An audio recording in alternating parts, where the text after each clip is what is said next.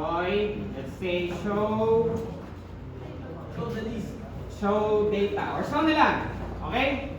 Show. Every time we call this method, ano mangyayari? Itatraverse yung link. Every time the nodes are traversed, piniprint din yung kanilang value. Alright? So first, kailangan na, again, magta-traverse tayo guys.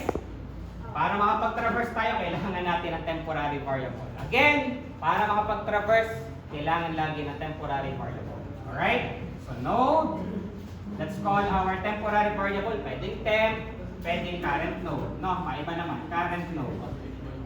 Current node is equals to new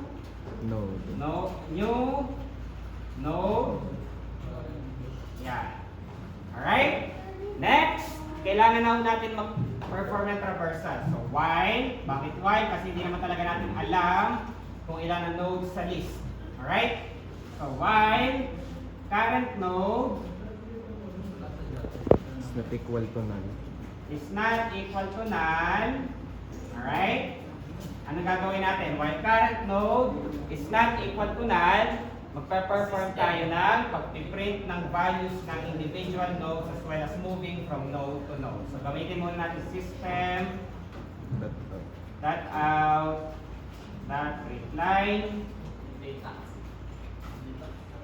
print line. Then, lagay lang natin dito current node data. Okay?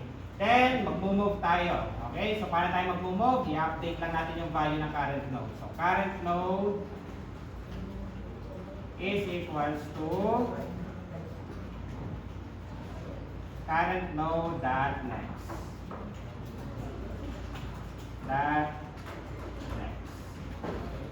Okay?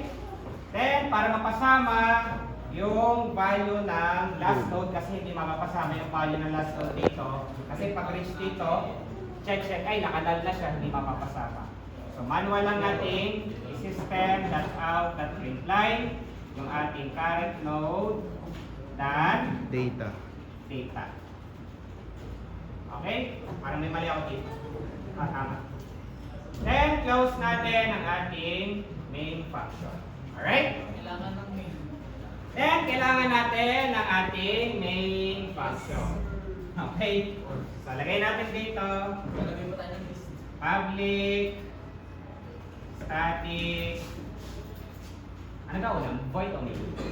Void po. Void, Main.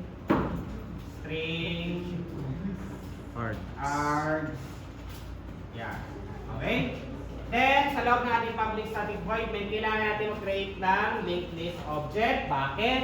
Para ma-access natin yung mga method na dinefine natin sa ating linked list. Alright?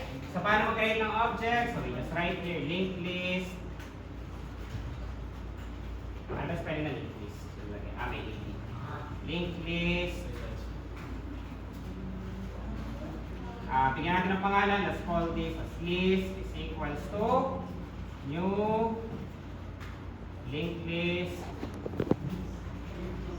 New linked Saan list. magpasa to? Then open close. Saan magpasa to sa drive? Alright?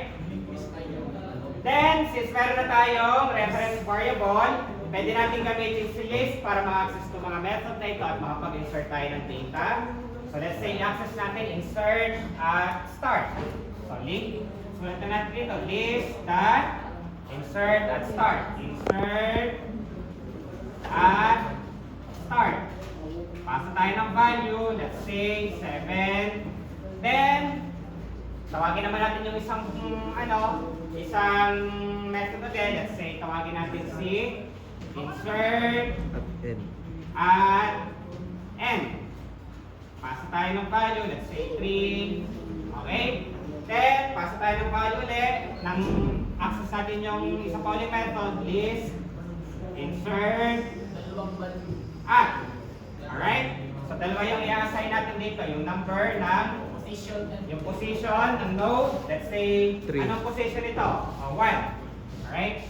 1. Tsaka, yung value. Let's say, ang value ay 2. 1. 2. Or gawin natin 10.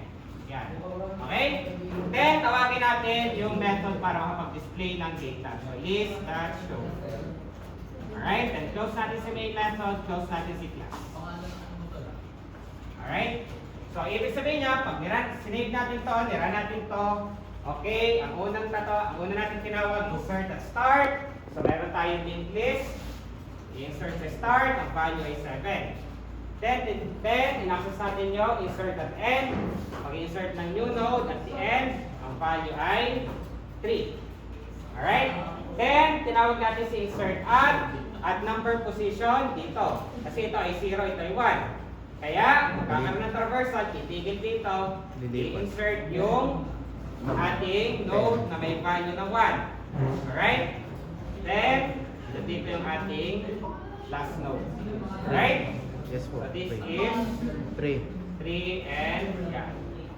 Okay, so pag print natin to, list.show, ang value ay 7, 1, and 3. 3. Okay? 7, 1.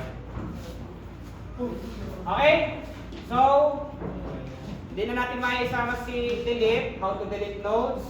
Sa Glory, i-edit ko na lang yung exam, hindi ko na isasama si delete. No, hanggang dito na lang. Any questions?